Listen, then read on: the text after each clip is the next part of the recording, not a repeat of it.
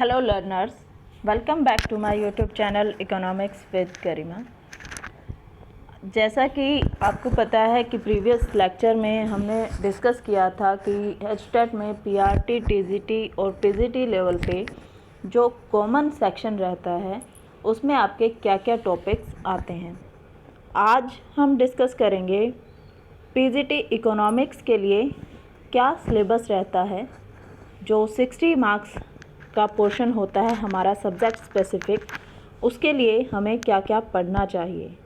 तो सबसे पहले उसमें जो आता है पोर्शन वो आता है माइक्रो इकोनॉमिक्स का।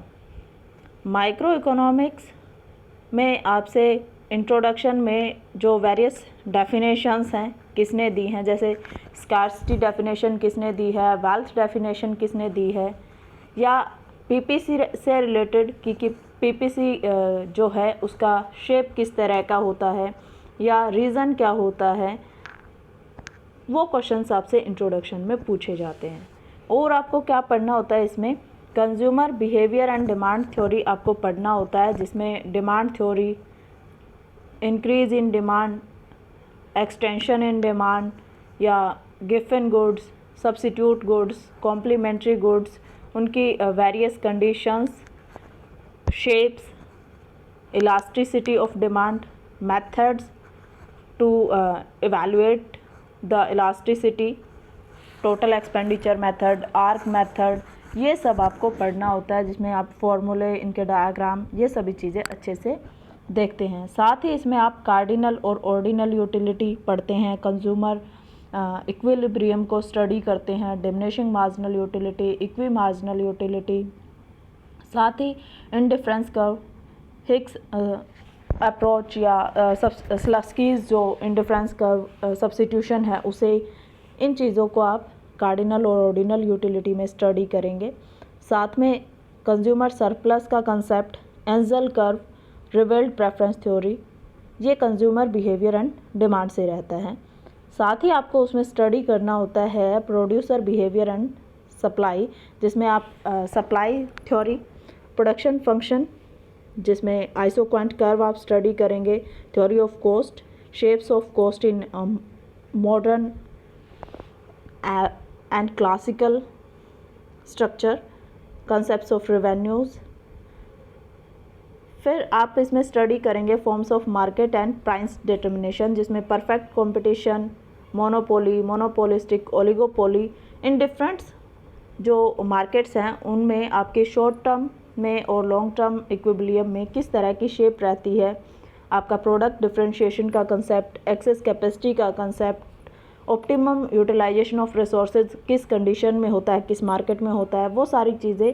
साथ ही थ्योरीज ऑफ डिस्ट्रीब्यूशन आप इसमें स्टडी करेंगे, theories of rent, theories of profit, जिसमें क्वासी रेंट का कंसेप्ट आ जाता है, जे बी क्लार्क की थ्योरी, नाइट की थ्योरी या पेरेटो ऑप्टिमलिटी का कंसेप्ट, वो सब चीज़ें आपको यहाँ से पढ़नी होती है। दूसरा जो आपको पढ़ना होता है इसमें मैक्रो इकोनॉमिक्स। मैक्रो इकोनॉमिक्स में आप नेशनल इनकम को मेज़र करने के मेथड्स करते हैं। साथ ही जो वेरियस टर्म्स है, GDP, NNP, eight factor cost, eight market cost, disposable income, personal income, वो सब चीज़ें आपको आनी चाहिए अच्छे से। साथ ही जो थ्योरी ऑफ एम्प्लॉयमेंट होती है, सेज लॉ हो गया, जिसमें आपका एग्रीगेट डिमांड का कंसेप्ट हो गया, theory of employment according to Keynes जिसमें आ जाता है, वो सब चीज़ें। Consumption function, average propensity to consume, MPC, multiplier और एमपीसी के बीच का रिलेशनशिप, साथ ही कंजम्पशन हाइपोथेसिस, जिसमें आपका परमानेंट, रिलेटिव, ये सभी हाइपोथेसिस आप स्टडी करते हैं। Inflation gap, inflation theories, methods, how to control inflation and reasons कि कैसे इन्फ्लेशन आता है। साथ ही आईएसएलएम कर्व कि आईएसएलएम कर्व होते क्या हैं, आईएस अगर शिफ्ट करती है या एलएम अगर शिफ्ट करती है तो उसके रीज़न क्या हैं, या मार्केट में कोई चेंजेस आते हैं तो आईएस कर्व शिफ्ट करेगा या एलएम कर्व शिफ्ट करेगा। इन दोनों ही कर्व की फिस्कल पॉलिसी और मॉनेटरी पॉलिसी के साथ रिलेशनशिप, ये आपको स्टडी करना होता है मैक्रो इकोनॉमिक्स में। देखिए, एक बात मैं आपको बता दूं कि जब नेट के लिए हम स्टडी करते हैं तो नेट में ये टॉपिक्स आते हैं, साथ में एक्स्ट्रा इनसे अलग टॉपिक्स भी आते हैं। लेकिन जब आप पीजीटी एग्ज़ाम के लिए जा रहे हो, कोई भी पीजीटी हो गया, उसमें मेनली जो आपसे पूछे जाते हैं क्वेश्चंस वो माइक्रो इकोनॉमिक्स और मैक्रो इकोनॉमिक्स से ही पूछे जाते हैं। लगभग आपका जो 70% पेपर है वो आपका यहाँ से पूछ लिया जाता है, या ये कहें कि एचटेट पीजीटी में अप्रॉक्स 40 to 42 क्वेश्चंस यहाँ से आते ही आते हैं। अब बाकी के जो क्वेश्चंस रह गए वो कहाँ से पूछे जाते हैं, उसमें ग्रोथ एंड डेवलपमेंट आपको पढ़ना होता है कि इकोनॉमिक ग्रोथ क्या है, इकोनॉमिक डेवलपमेंट क्या है। फिर थ्योरीज आ जाती है इकोनॉमिक ग्रोथ की, इकोनॉमिक ग्रोथ के मॉडल्स आ जाते हैं इसमें, ठीक है। और इकोनॉमिक प्लानिंग की थ्योरीज आ जाती हैं, मॉडल्स ऑफ टेक्निकल चेंजेस आ जाते हैं, जैसे हिक्स न्यूट्रलिटी हो गया था, या आपका हेयर-डोमर मॉडल आ जाता है, बिग पुश थ्योरी आ जाती है, अनबैलेंस्ड अप्रोच आ जाती है, बैलेंस्ड अप्रोच आ जाती है, क्रिटिकल मिनिमम एफर्ट्स थ्योरी आ जाती है। ये सब चीज़ें आपको ग्रोथ एंड डेवलपमेंट में स्टडी करनी होती है for the HTET PGT exam. Then statistics, micro और मैक्रो के बाद अगर कहीं से क्वेश्चन ज़्यादा पूछे जाते हैं, 3-4 क्वेश्चन ज़रूर यहाँ से पूछे ही जाते हैं आपसे, उसमें आपका स्टैटिस्टिक्स से मीन, मोड, मीडियन, इनकी properties, dispersion, correlation, regression, index numbers, जैसे पूछ सकता है आपसे कि इंडेक्स नंबर में सबसे एफिशिएंट मेथड कौन सा है, कौन सी टेक्निक है जिसको हम फॉलो करते हैं, जिसमें मार्शल आ गया, लेस्पेयर्स आ गया, या आपका फिशर्स मेथड आ गया। फिर थ्योरी ऑफ प्रोबेबिलिटी आप स्टडी करते हैं, साथ ही थोड़ा बहुत कंसेप्ट आप नॉर्मल डिस्ट्रीब्यूशन का, बाइनोमियल डिस्ट्रीब्यूशन का भी स्टैटिस्टिक्स में स्टडी करते हैं फॉर द पीजीटी एग्ज़ाम। अब पब्लिक फाइनेंस में आप क्या क्या स्टडी करेंगे, आपको पता होना चाहिए कि प्राइवेट गुड्स क्या होती हैं, पब्लिक गुड्स क्या होती है, मेरिट और डिमेरिट गुड्स क्या होती है, मार्केट फॉर लेमन्स क्या है, ये कंसेप्ट किसने दिया था, एसिमेट्रिक इन्फॉर्मेशन क्या है। आपसे प्रैक्टिकल क्वेश्चंस इसमें पूछ लिए जा सकते हैं, सिचुएशनल बेस्ड। आपको कोई भी सिचुएशन दे देंगे, फिर आपसे पूछेंगे कि किस तरह की गुड्स है, किस तरह की सिचुएशन है। यहाँ पे आपको principle of maximum social advantage पढ़ना होगा इसके लिए। Theories of public expenditure, public expenditure की जो थ्योरी है, जो एडोल्फ वैगनर ने दी है या पिकॉक वाइजमैन ने जो दी हैं, वो आपको स्टडी करनी होती हैं। कैनन्स आपको स्टडी करने होते हैं इसमें। पब्लिक बजट होता क्या है, इसकी टाइप्स और डेफिसिट की टाइप्स, जिसमें आपसे पूछ लिया जाता है कई बार। ये तो आपसे नेट लेवल पे भी पूछा जाता है कि बजटरी डेफिसिट क्या है, या फिस्कल डेफिसिट क्या है, प्राइमरी डेफिसिट क्या है, मोनेटाइज्ड डेफिसिट क्या है। तो ये सब आपको अच्छे से पता होना चाहिए। पब्लिक रेवेन्यू का कंसेप्ट भी आता है, जिसमें आपसे टैक्सेस, उसके प्रिंसिपल, एबिलिटी टू पे अप्रोच, बेनिफिट रिसीव्ड थ्योरी, इन सभी से क्वेश्चन पूछे जाते हैं। इसमें आपको प्रिंसिपल्स और इक्वी मार्जिनल सेक्रीफाइस या इक्वल एब्सोल्यूट सेक्रीफाइस अप्रोच, ये सब चीज़ें आपको पता होनी चाहिए। उसके बाद आपका आता है इंटरनेशनल इकोनॉमिक्स। इंटरनेशनल इकोनॉमिक्स में आपको स्टडी करना थ्योरीज ऑफ इंटरनेशनल ट्रेड, जिसमें आपका डेविड रिकार्डो की थ्योरी जो हुई, या एडम स्मिथ ने जो दिया है एब्सोल्यूट कॉस्ट एडवांटेज, वो हुआ, या आपका मॉडर्न थ्योरी जिसको बोलते हैं हेक्स्टर रोलिन थ्योरी, वो हुआ। वो सब आपको स्टडी करने होते हैं। साथ ही terms of trade, gross terms of trade, net terms of trade, unilateral, bilateral, वो आपको स्टडी करने हैं। बैलेंस ऑफ पेमेंट होता क्या है, बैलेंस ऑफ पेमेंट के डेबिट और क्रेडिट साइड में कौन कौन सी आइटम्स आती हैं, ये बड़ा आपसे बार बार पूछता है वो, कि ये कैपिटल अकाउंट की एंट्री है या करंट की है। तो आपको पता होना चाहिए कि कौन सी आइटम्स आप बैलेंस ऑफ पेमेंट में इंक्लूड करते हैं।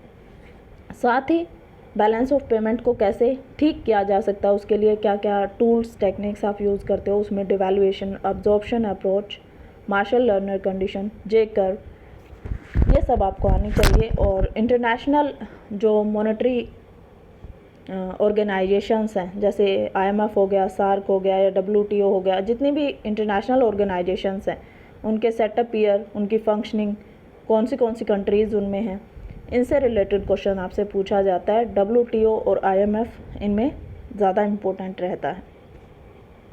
अब अगर बात करें कि और इसमें आपको क्या पढ़ना है, आपको इसमें पढ़ना होता है इंडियन इकोनॉमी।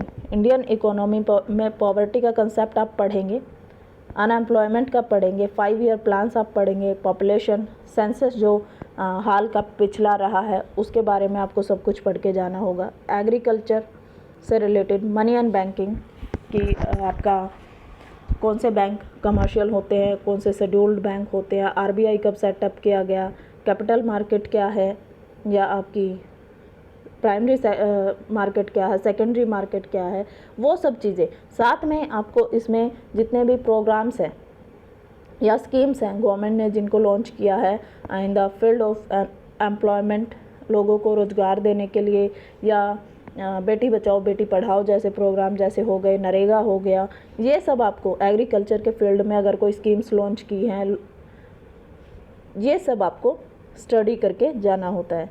अगर ओवरऑल बात करें कि 60 मार्क्स में आपका एस्टेट के पॉइंट ऑफ व्यू से कहाँ फोकस रहेगा, तो आपका फोकस रहेगा माइक्रो पे और मैक्रो पे।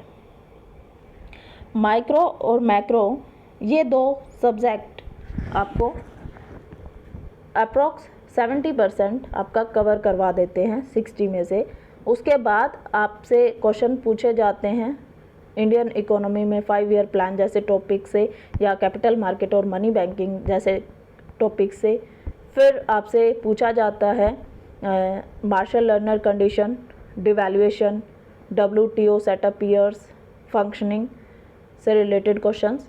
साथ ही आपसे यहाँ से मार्केट फॉर लेमन्स पूछ सकता है, एसिमेट्रिक इन्फॉर्मेशन पूछ सकता है, या जो प्रिंसिपल्स ऑफ टैक्सेशन या एबिलिटी टू पे अप्रोच है, इस तरह के क्वेश्चन पूछे जाते हैं।